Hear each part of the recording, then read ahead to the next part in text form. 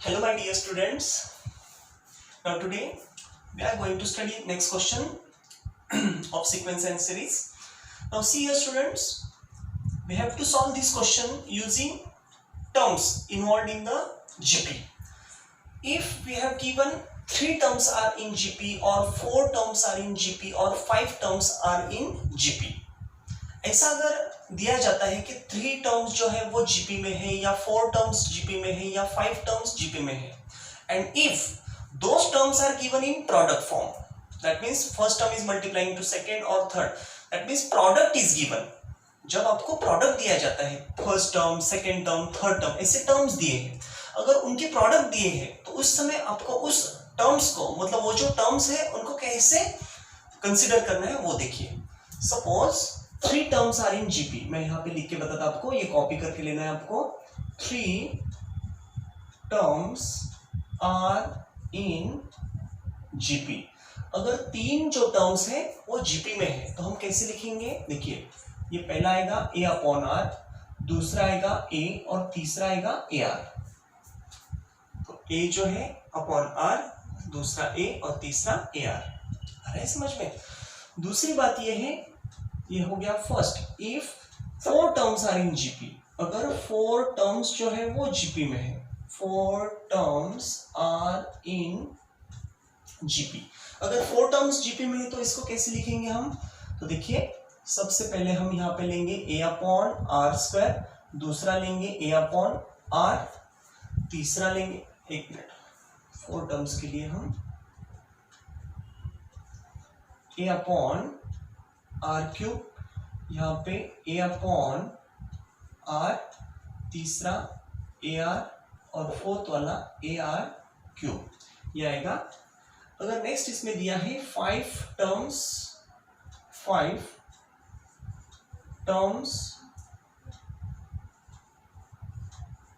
Are in GP. अगर 5 terms GP में है तो उसको कैसे लिखेंगे? पहला आएगा a अपॉन आर स्क्वायर, दूसरा आएगा a अपॉन आर, तीसरा आएगा a, फोर्थ वाला आएगा ए आर और फिफ्थ वाला आएगा ए आर स्क्वायर. देखिए, इसको अगर आपने ऑब्जर्व किया तो यहाँ पे a upon r square, r cube है, तो यहाँ पे पहला ये देखिए, यहाँ पे a अपॉन आर है तो यहाँ पे a इंटू आर है और बीच में a है, मतलब ये सेम यहाँ पे डिवीजन, यहाँ पे मल्टीप्लिकेशन दोनों. इधर देखिए, यहाँ पे a अपॉन आर क्यूब है तो यहाँ पे ए आर क्यूब है, यहाँ पे a अपॉन आर है तो यहाँ पे ए आर है. ठीक है. इधर देखिए, 5 टर्म्स आर इन जीपी. अगर 5 टर्म्स, यहाँ पे अगर आपने उनका रेशो चेक किया, सेकंड मतलब आगे वाला अपॉन पीछे वाला, आगे वाला अपॉन पीछे वाला, तो रेशो कांस्टेंट आएगा. आप करके देखिए, यहाँ पे भी ये आगे वाला अपॉन पीछे वाला, आगे वाला अपॉन पीछे वाला, इसका जो रेशो आता जाएगा that will be constant, therefore they are in GP. तो अब यहाँ पे तीसरा जो है, ये थर्ड जो हमने लिखा है, यहाँ पे 5 terms are in GP, first, second, third, fourth and fifth. तो इसका भी अगर हमने रेशो लिया तो वो कांस्टेंट आएगा. तो जब भी आपको प्रोडक्ट ऑफ टर्म्स ऐसा दिया जाएगा और 3 टर्म्स कंसीडर किया करने की जरूरत हो, या 4 टर्म्स कंसीडर करना हो, या 5 टर्म्स कंसीडर करना हो, तो उस समय आपको इस टाइप से लेना है. लेकिन वो कब? अगर वो जीपी में दिए हैं तो. ओके. अब देखिए, यहाँ पे क्या दिया है? 3 numbers in GP such that. अब 3 नंबर्स दिया है, यानी कि हमें क्या लेना पड़ेगा? ये a अपॉन आर, a और ए आर, ये 3 नंबर्स. ओके. अब देखिए, find 3 numbers in GP such that their sum is 21 and sum of their squares is 189. तो हम यहाँ पे कैसे लिखेंगे? Let 3 numbers in GP be. मतलब जीपी में जो 3 नंबर्स है, let 3 numbers in GP be. तो कौन से नंबर से? वो 3 नंबर जो जीपी में है, तो ये लेंगे हम. तो क्या है? a अपॉन आर, ये पहला नंबर, ये दूसरा नंबर और ये तीसरा नंबर. ओके. ये क्या होंगे? These numbers are in GP now. अब ये जीपी में है, तो अब जीपी में हमें 3 नंबर्स मिल गए. हम पहला वाला कंडीशन देखेंगे. फाइंड 3 नंबर्स, हमने ये कंसीडर किया, फर्स्ट, सेकंड, थर्ड, ये 3 नंबर कंसीडर किए in GP such that their sum is 21. Now by, यहाँ पे हम लिखेंगे बाय फर्स्ट कंडीशन. अब पहला वाला कंडीशन जो दी है, फर्स्ट कंडीशन, वो देखना है. क्या दिया है? There sum is 21। देखिए उसका जो सम है, वो जो 3 नंबर उनकी सम क्या है, तो 21 है। तो देखिए बाय फर्स्ट कंडीशन ये पहला टर्म, ये दूसरा टर्म यानी कि दूसरा नंबर, और ये तीसरी टर्म यानी तीसरा नंबर, ये तीनों का एडिशन, तीनों का सम क्या दिया है, 21। तो हम इसमें से क्या करेंगे, ए को कॉमन निकालेंगे। तो देखो देयरफॉर ए इंटू ब्रैकेट, यहाँ पे क्या रहेगा 1/r रहेगा, प्लस यहाँ पे क्या रहेगा 1, क्योंकि ए तो बाहर निकल गया तो यहाँ पे 1 बाय आर, यहाँ पे ए बाहर आ गया यहाँ पे 1 रहेगा, और प्लस यहाँ से ए बाहर निकला तो सिर्फ r रहेगा, and that is equals to 21। Take this a on that side, अगर a को उधर लिया तो यहाँ पे आएगा 1/r प्लस 1 प्लस r। मैं डायरेक्टली अगर मैंने लिखा तो आपको समझ, या फिर 1/r plus 1 plus r, and that is equals to 21 upon this a on this side. ये a उधर चला गया, इसको नंबर हम 1 देंगे। ओके, अगर आपने ये 1 को भी उधर लिया तो -1 होगा, वैसा भी चलेगा, या ऐसा लिखा तो भी चलेगा। अब देखिए, अब यहाँ पे हमें सेकंड लेना है, second condition. Now from second condition, अब ये सेकंड कंडीशन क्या बता रहे, देखिए सेकंड कंडीशन में क्या दिया बच्चों, ये सम ऑफ देयर स्क्वायर्स इज 189, मतलब उनके स्क्वायर का सम क्या है, वो 189 है।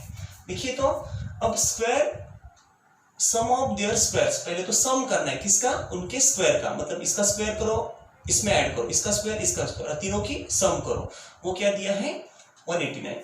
तो फ्रॉम सेकंड कंडीशन हम क्या लिखेंगे, पहला जो नंबर है ये वाला, इसका स्क्वायर करेंगे a square upon r square, plus दूसरे नंबर का स्क्वायर करेंगे और तीसरे नंबर का स्क्वायर करेंगे, और तीनों का क्या लेंगे सम, a स्क्वायर r स्क्वायर हो गया, और ये यहाँ पे प्लस पहले का स्क्वायर, दूसरे का स्क्वायर, तीसरे का स्क्वायर, तीनों का सम लिया, and that sum is given 189। Now take from these 3 terms a square common, because here, here and here, everywhere there is a square. Take here a square common in bracket. What will remain here, 1/r square, plus a square will go outside, here will remain 1, plus here is outside only r square will remain, and that is equals to 189. Take this a square on this side, that will divide. Therefore here 1/r square plus 1 plus r square, and that is equals to, take this a square on this side, that will divide. Therefore 189 upon here a square, this a square will go on that side, it will divide. This is second number, second equation. Okay, understood this? We got here first equation from first condition, second equation from second condition. Now take this first equation, first observe here 1/r plus 1 and r, and here 1/r square plus 1 and r square. This indicates, यहाँ पे क्या indicate कर रहा है, ये इसका square है, इसका स्क्वायर है 1 यानी उसका स्क्वायर है, और इसका भी स्क्वायर है यहाँ पे। इसका मतलब अगर हमने इस टर्म को लिया और उसका अगर स्क्वायर किया तो जो भी मिलेगा उसमें ये रहेगा, ये आएगा। ओके, अब देखिए मैं इसका स्क्वायर करने वाला हूँ, ताकि मैं इसका स्क्वायर करने के बाद जो भी वैल्यू आएगी वो इसमें सब्स्टिट्यूट कर पाऊंगा, या फिर ये उसमें सब्स्टिट्यूट, कुछ तो एक दूसरों में सब्स्टिट्यूशन होगा, फिर हम आगे सॉल्व कर पाएंगे। अब देखिए बच्चों, ये मैं रफ कर रहा हूं, आप कॉपी कर लो पहले। अब देखिए, अब यहां पे क्या होगा, देखिए बच्चों यहां पे ये जो है हम इसका स्क्वायर करेंगे, square taking square of first equation, taking square in first equation, पहले इक्वेशन का स्क्वायर करो तो क्या आएगा। अब देखिए पहले आपको ये पता चाहिए, आपका ये जो फॉर्मूला है ये आपको यूज करना है, a plus b plus c whole square that is equals to a square, पहले का स्क्वायर दूसरे का तीसरे का square, b square c square, ये फॉर्मूला आपको पता होना चाहिए। a plus b plus c, 3 term का अगर स्क्वायर है तो पहले का दूसरे का तीसरे का प्लस प्लस करके square, plus 2 into first into second, first second, plus 2 into second third that is BC, और plus 2 into first third that is AC, ये होना चाहिए।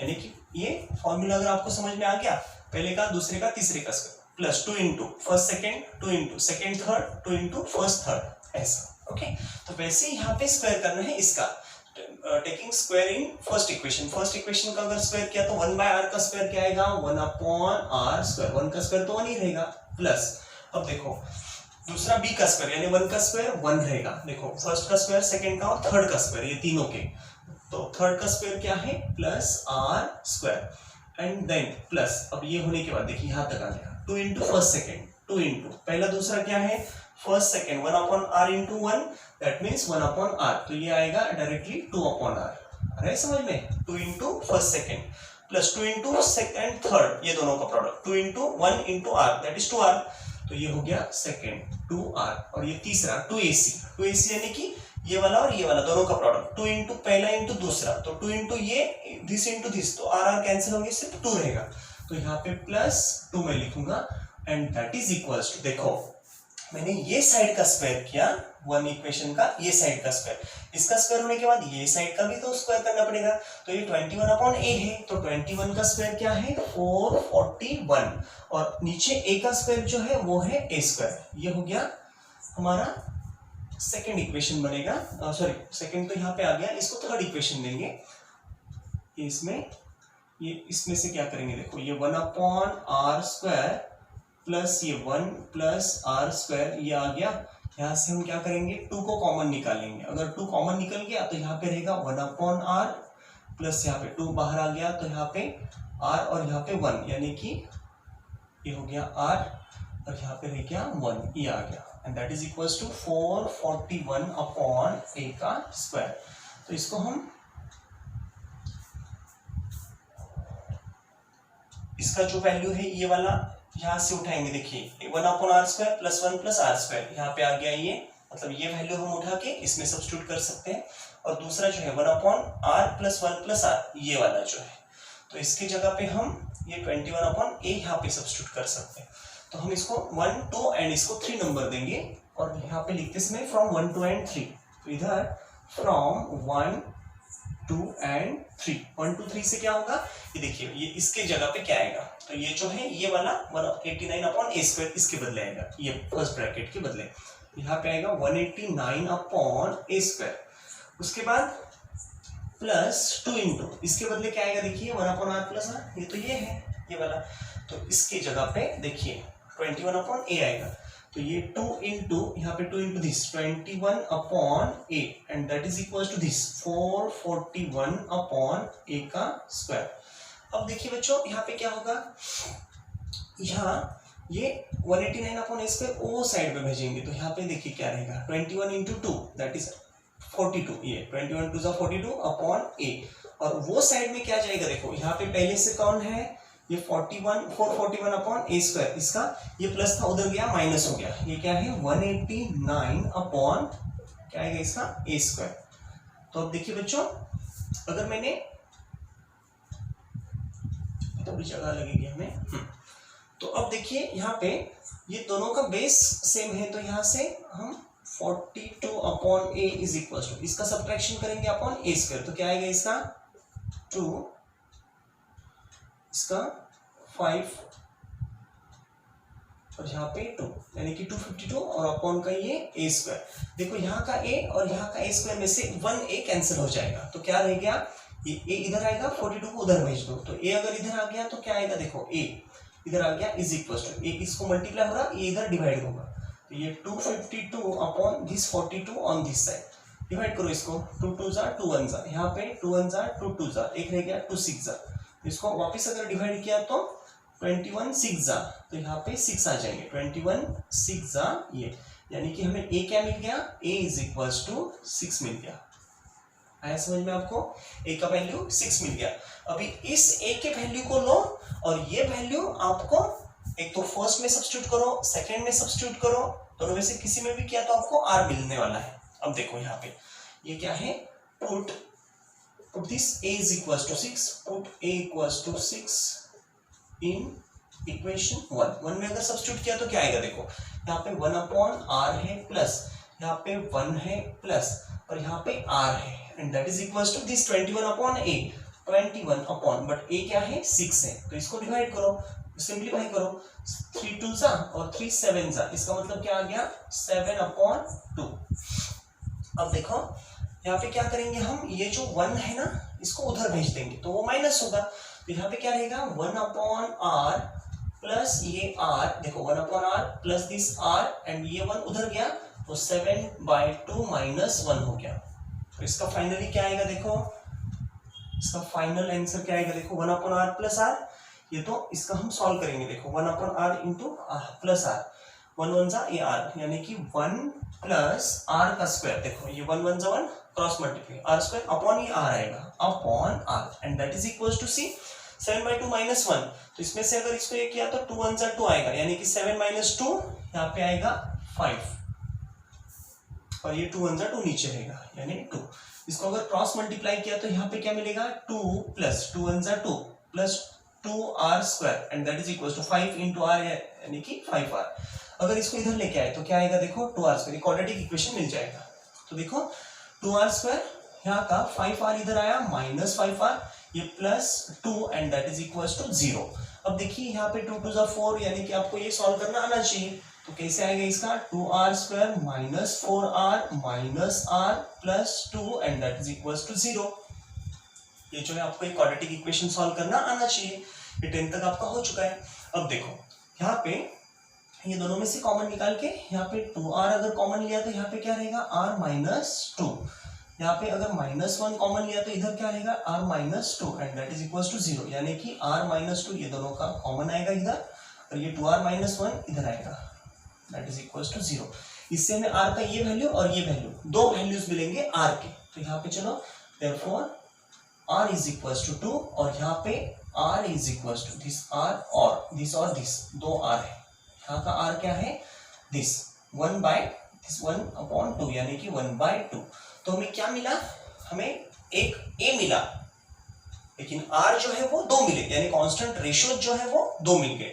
तो इससे हमें यहाँ पे दो टाइप के जीपी मिलने वाले हैं। फर्स्ट टाइप देखिए r लेंगे ये वाला आपको फर्स्ट टाइप का जीपी मिलेगा, उसके बाद r ये लेंगे तो सेकंड टाइप का जीपी मिल जाएगा। आ रहा है समझ में, चलो तो अब हमें ये रब करना पड़ेगा ताकि हम सॉल्व कर पाए। तो देखिए अब हमें 3 जो निकालना है यहाँ पे a upon r, therefore first number देखिए a अपॉन r। चलो हम पहला इसको लेंगे r को, तो a अपॉन r यानी कि a क्या है 6 हो गया अपॉन r क्या है 2, तो ये 2 1 जा 2 3 जा यानी क्या मिला हमें 3/1 यानी 3। दूसरा है a, तो दूसरा a यानी कि क्या है 6, देखिए ना पहला हो गया a अपॉन r ये निकाला हमने फर्स्ट, ये आया 3। दूसरा लिया a तो 6 है वो तो एज इट इज आएगा 6, और तीसरा जो है ar यानी कि a इंटू r, a क्या है बच्चों 6 इंटू r क्या है 2 यानी कि 12। तो हमें 3 नंबर्स कौन से मिल गए 3 6 12, दिस इज फर्स्ट जीपी, मतलब ये जीपी है। और दूसरा से रिवर्स ऑर्डर में आएगा डिसेंडिंग ऑर्डर में, वो कैसे आएगा देखिए नेक्स्ट के लिए मैं यहाँ पे रब करता है ये देखिए बच्चों आप इसको कैसे सॉल्व करेंगे। दूसरा जो है तो समझो ये पहला हमारा a अपॉन r तो हमारा नंबर है a अपॉन r, चलो a की वैल्यू तो सेम लेना है 6 अपॉन r की वैल्यू क्या है, अब हमें r ये पहला ये लिया था अब ये लेंगे हम r इक्वल्स टू 1/2। चलो तो r क्या है 1/2, तो ये नीचे का अगर ये ऊपर गया तो इसको मल्टीप्लाई करेंगे यानी 6 2 जा 12, ये फर्स्ट 12 आ गया, दूसरा a क्या है 6 है, a की वैल्यू तो सेम रहेगी, और ar तीसरा तो a इंटू r, a क्या है बच्चों 6 और r की वैल्यू क्या है यहाँ पे 1/2, तो इसको यहाँ पे लो 1/2, ये 2 1 जा 2 3 जा यानी कि क्या मिला 3। तो देखिए फर्स्ट वैल्यू हमें 12, दूसरा 6 और तीसरा 3 मिल गया। आया समझ में, यानी कि हमने क्या किया था यहाँ पे क्या दिया था हमें find those 3 numbers which are in JP and in which there were 2 conditions given. How many conditions? 2 conditions. From the first condition, पहला जो कंडीशन दिया था वो क्या था, तीनों का सम ये है और उससे हमें फर्स्ट इक्वेशन मिला। दूसरा कंडीशन क्या दिया था, उनके स्क्वायर की सम, यानी कि पहले का स्क्वायर, दूसरे का स्क्वायर, तीसरे का स्क्वायर, वो सम दी थी यहाँ पे, तो उससे हमें सेकंड इक्वेशन मिला।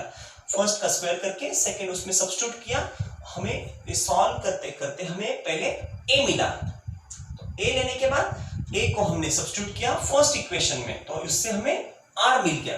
तो ये जो r मिला है, r के दो वैल्यू मिल गए हमें 2 और 1/2। तो ये 2 और 1/2, एक बार 2 लिया, उससे हमने सॉल्व किया तो हमें 3, 6, 12 ये नंबर्स मिले जो जीपी में है। उसके बाद हमने आर का ये दूसरा वैल्यू लिया, उसको सब्स्टिट्यूट किया तो उससे हमें 3 नंबर जो मिले 12, 6, 3। ये इस तरीके से यहाँ पे असेंडिंग ऑर्डर में चले गए, वो यहाँ पे डिसेंडिंग ऑर्डर में है। आया समझ में बच्चों? चलो जल्दी जल्दी कॉपी कर लो। Now see the next question. अब बच्चों यहाँ पे find 4 numbers in GP such that sum of the middle 2 numbers is 10/3 and their product is 1. Here product given, that means we want to express those 3 numbers by our assumption. हमने जो पहले यहाँ पे लिया था, अगर 3 नंबर्स है तो क्या लेना है, कंसिडर करना है, अगर 4 नंबर्स है तो उसको कैसे, 5 नंबर है तो अगर वो जीपी में है तो उसको कैसे कंसिडर करना है, वो हमने देखा था। अब देखिए बच्चों यहाँ पे नंबर्स कितने दिए हैं 4 नंबर्स दिए हैं, 4 नंबर्स इन जीपी। लेट हम यहाँ पे देंगे let 4 numbers in GP be.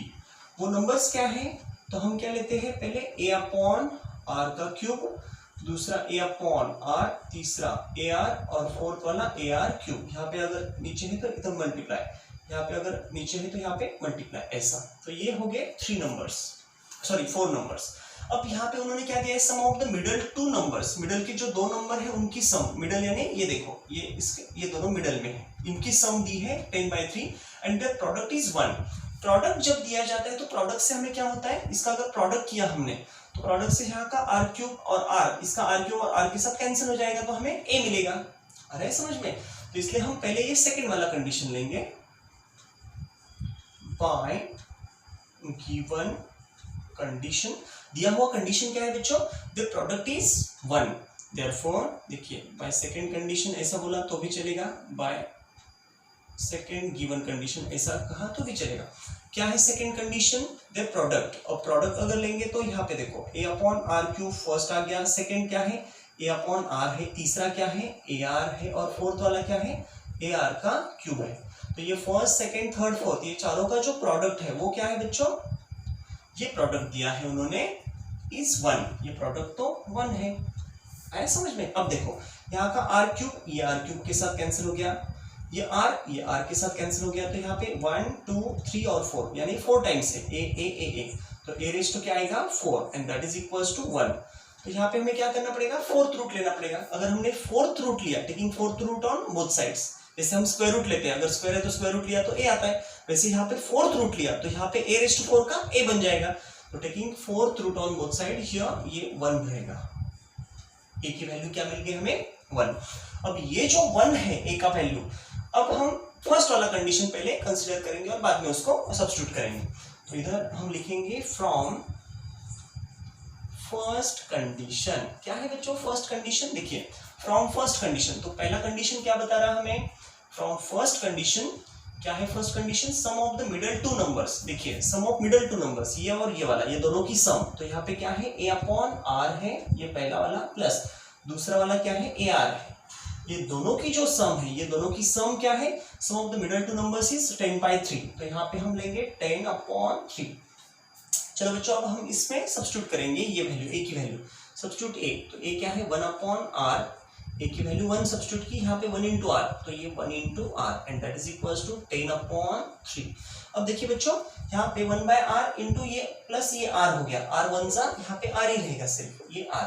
तो r इंटू r यहाँ पे क्रॉस मल्टीप्लीकेशन किया तो 1 प्लस यहाँ पे r स्क्वायर आएगा, 1 प्लस r स्क्वायर और नीचे अपॉन में r आएगा और दैट इज इक्वल्स टू 10/3 आएगा।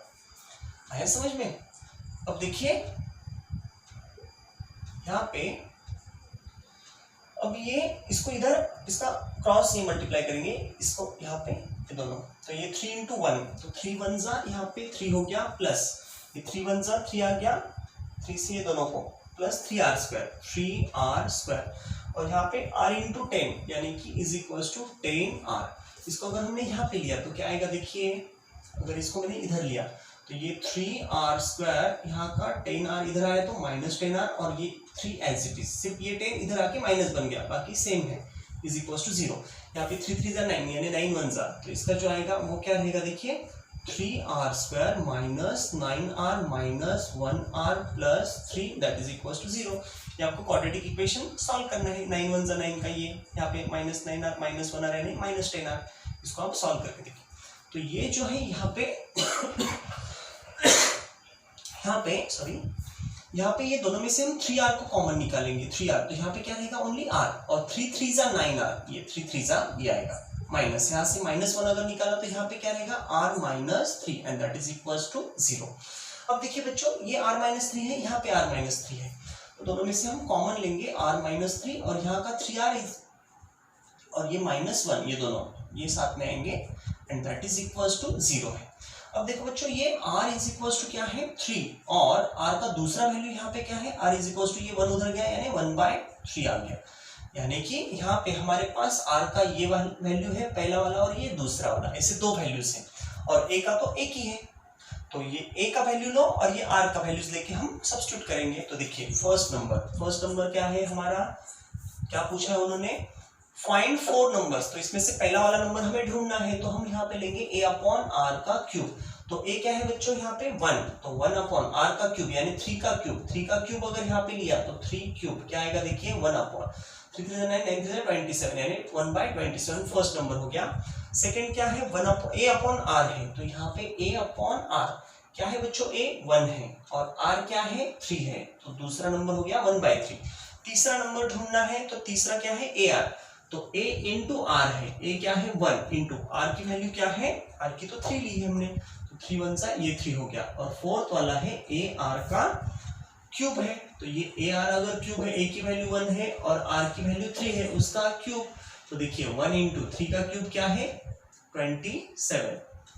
तो हमारे पास क्या मिल गया हमें, फर्स्ट ये नंबर मिल गया, सेकंड ये नंबर मिल गया 1/3, थर्ड ये मिला और फोर्थ वाला ये मिला। आया समझ में, जब हमने ये r इक्वल्स टू 3 लिया, अब r इक्वल्स टू 1/3 लेंगे, r का वैल्यू 1/3 अगर लिया तो देखिए फर्स्ट नंबर हमें ये मिलने वाला है a अपॉन r क्यूब, तो ये a की वैल्यू तो 1 है, a का वैल्यू 1 है, ये यहाँ पे लिया r का क्यूब, r क्या है 1/3, यहाँ से हमें सब्स्टिट्यूट करना है, तो 1/3 का क्यूब लेना है, तो क्या आएगा 1 अपॉन, ये 1/3 का क्यूब क्या आएगा 1 अपॉन 27, ये अगर ऐसे लिया तो ऊपर जाएगा यानी 27 फर्स्ट नंबर हो गया। उसके बाद नेक्स्ट वाला क्या आएगा a अपॉन यहाँ पे r है, तो a का वैल्यू 1 और r का वैल्यू 1/3, तो ये उल्टा हो गया तो यहाँ पे 3 आएगा।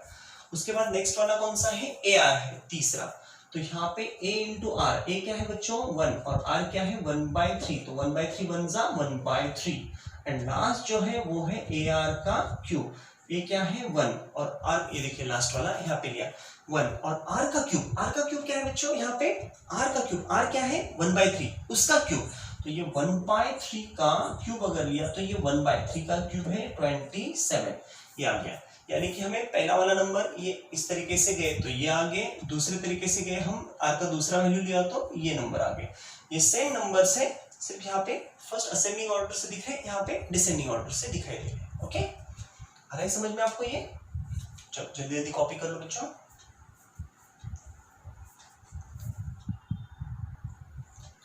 अब देखिए बच्चों यहाँ पे the fifth term of A GP is x, यानी कि फिफ्थ टर्म दिया है, एट्थ टर्म दी है जीपी की y एंड 11th टर्म दी है z, यानी कि देखो फिफ्थ टर्म है, एट्थ टर्म है और 11th टर्म है, ये वाली 11th टर्म।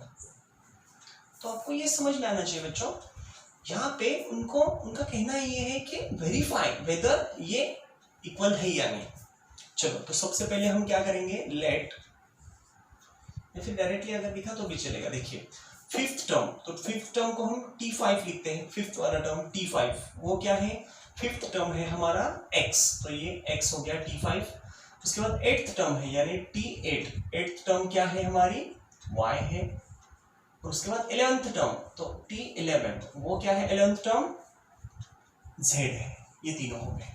अब देखिए बच्चों वेरीफाई वेदर दिस, ये रिलेशन ऐसा वेरीफाई करना है हमें, ऐसा हो सकता है या नहीं। तो सबसे पहले तो आपको ये पता चाहिए हमारी nth टर्म का फॉर्मूला जीपी में क्या होता है, जैसे एपी में हमने देखा था वैसे जीपी में भी। तो जीपी का nth टर्म क्या है a into r raise to n minus 1, आपको याद होगा। तो इसी तरीके से हम यहाँ पे अप्लाई करेंगे। तो T5, तो अगर यहाँ पे T5 लिया तो ये आएगा, तो यहाँ पे क्या आएगा a into r raise to 5 minus 1 यानी 4। तो देखिए अब यहाँ पे a into r raise to n minus 1, तो r तो एज इट इज रहेगा n माइनस 1, लेकिन यहाँ पे T5 ले रहे हम, तो T5 है तो यहाँ पे r रेज टू 5 माइनस 1 यानी 4 and that is equal to, देखिए T5 यहाँ पे मैं चाहे तो ऐसा भी लिखता, T5 इज इक्वल्स टू, देखिए T5 क्या है तो यहाँ पे a into r raise to 4 और उसका वैल्यू x दिया है। T5 है, T5 अगर इस तरीके से गए तो a r रेज टू 4 आ गया, इसका 5 माइनस 1 4 हो गया, तो a r रेज टू 4, या फिर आपको नहीं समझ में आता तो ऐसा लिखो 5 minus 1 and that is equals to x दिया है। तो चलो हम इसको इस तरीके से लिखते हैं 5 माइनस 4 1 यानी 4 और यहाँ का x है, ये मिल गया। दूसरा जो है T8, अब देखिए T8 को कैसे लिखेंगे हम, यहाँ पे T8 यानी कि कैसा आएगा वो a into r raise to n minus 1 यानी 8 minus 1 and that is equal to, ये वैल्यू क्या है y।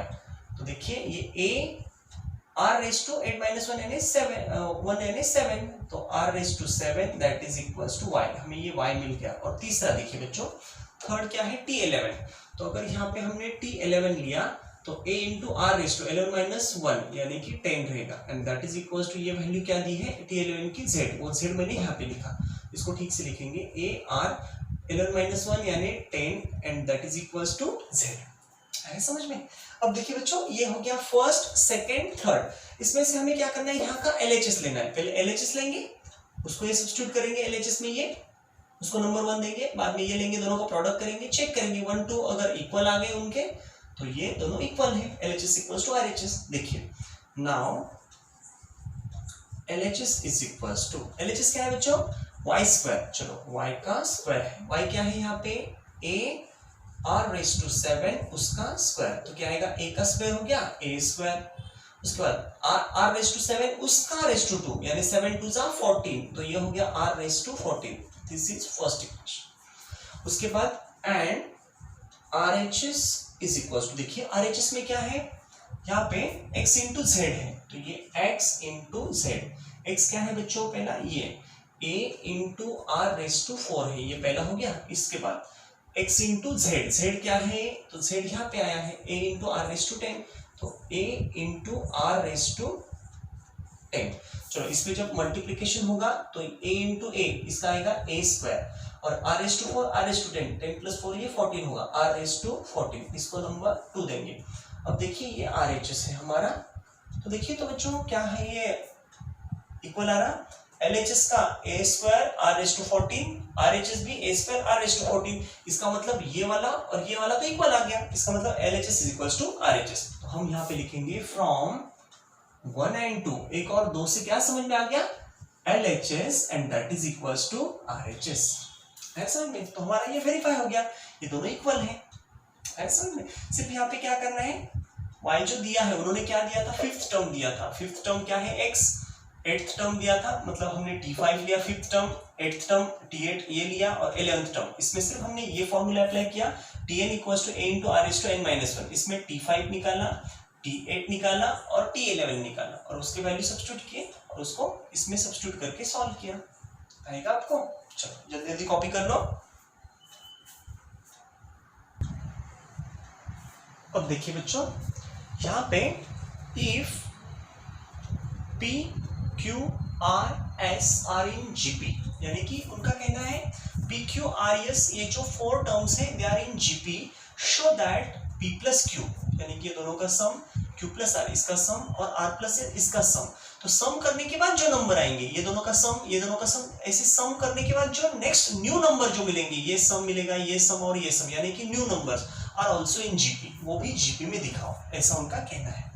तो अब आपको एक बात समझ में आनी चाहिए बच्चों, यहाँ पे P Q R S are in GP, ये GP में है, इसका मतलब क्या है देखो, अगर ये P Q R S GP में है तो क्या करेंगे, क्या हो सकता है यहाँ पे, अगर ये P Q R S GP में है इसका मतलब देखिए अब हम क्या करेंगे, ऐसे लिख लेंगे P Q R S are in GP.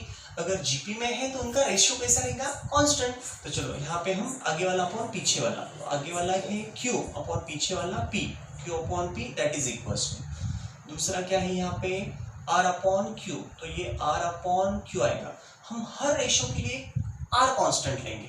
अगर हमने R कांस्टेंट लिया, देखो ये R अपॉन Q है दैट इज इक्वल्स टू ये, तो उसके बाद ये S अपॉन R हो गया, S अपॉन R, और ये each ratio that is constant and that constant suppose that number is R, वो कांस्टेंट जो रेशियो है वो नंबर हमने R लिया, कंसीडर किया।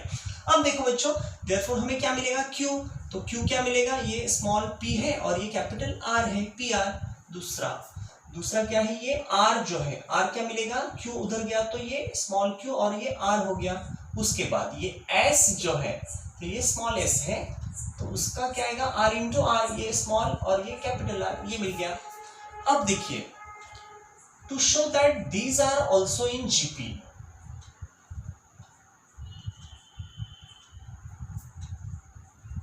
टू शो, क्या शो करना है, P plus Q, to show P plus Q, Q plus R and this R plus S। देखो अब उनका कहना क्या है, ये तो जीपी में है, अगर ये है तो ये जीपी में दिखाओ, अगर ये दिखा रहे हैं तो हम यहाँ पे वही बता रहे, to show P plus Q, Q plus R, R plus S in GP, to show this R in GP, first second third this three numbers are in GP, वो हमें जीपी में दिखाना है। That is to show that, ये ऐसा, ये GP में है ऐसा दिखाना है, यानी कि that is to show that, यानी कि क्या दिखाना है, ये देखो ये फर्स्ट सेकंड थर्ड ये three numbers are in GP, ये हमें शो करना है, दिखाना है। तो ये जीपी में दिखाना है यानी कि उनका रेशियो क्या दिखाना है, इक्वल। ये जीपी में होना यानी कि उनका रेशियो कांस्टेंट होना, तो रेशियो कैसे आएगा, आगे वाला अपॉन पीछे वाला, दैट इज इक्वल्स टू आगे वाला अपॉन पीछे वाला। तो देखो कैसे लिखूंगा मैं, दैट इज टू शो, हमें क्या शो करना है, क्या दिखाना है, तो ये Q प्लस R, ये आगे वाला अपॉन ये पीछे वाला P plus Q, and that is equals to, ये रेशियो जो है इसका, ये रेशियो इसके साथ इक्वल आना चाहिए। अगर ये रेशियो देखो R plus S upon this, आगे वाला अपॉन पीछे वाला Q प्लस R, यानी कि ये रेशियो अगर ये दोनों रेशियो इक्वल है, यानी कि ये तीनों जो है वो क्या है, जीपी में है समझ में। अब देखो, अब हम यहाँ पे क्या करेंगे, ये हमें रेशियोज दिखाना है, तो हम इसका LHS लेंगे पहले। LHS इज इक्वल टू, ले लो ये Q plus R and upon में ये small p plus Q, that is equal to, देखो Q प्लस R, Q क्या है बच्चों हमारा, PR है, तो ये PR है अपॉन, सॉरी प्लस R जो है, R क्या है, QR, तो यहाँ पे हम QR लेंगे, QR, और अपॉन में देखिए ये P प्लस Q है, ये तो P plus Q as it is रखो, ये दोनों में से हम क्या करेंगे, R को कॉमन निकालेंगे। देखो R अगर कॉमन निकला तो यहाँ पे क्या रहेगा, P प्लस Q रहेगा, ओनली P प्लस Q, और अपॉन में देखो ये तो P प्लस Q पहले से ही है, तो ये P प्लस Q के साथ ये चला गया, तो क्या रह गया, ओनली R, सिर्फ R रह गया। आया समझ में, LHS में R आ गया।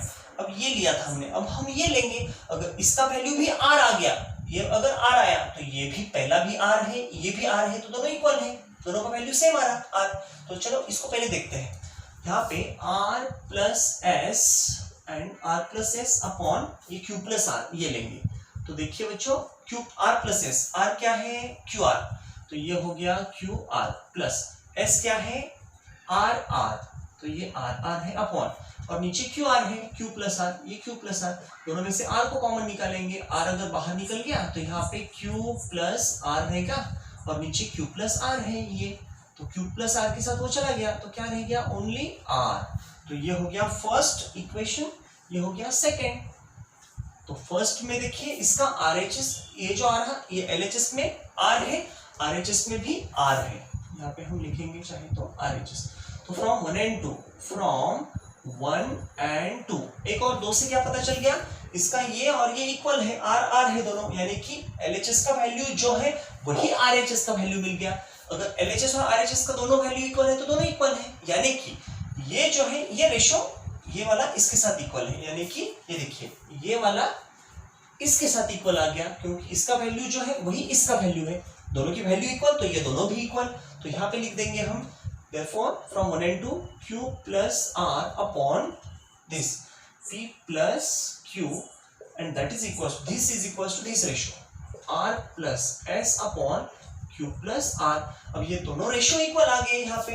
अगर ये दोनों रेशियो इक्वल है इसका मतलब क्या हो गया, ये जो है p plus Q, q plus r और r प्लस s, यानी ये पहला, ये दूसरा और ये तीसरा, यानी कि ये फर्स्ट सेकेंड थर्ड ये जो न्यू नंबर्स जो थे therefore p प्लस q, यहाँ का दूसरा q प्लस r, यानी कि ये पहला, ये दूसरा q प्लस r और ये तीसरा r plus s r in GP geometric progression में है। आया बच्चों समझ में? इजी है ना?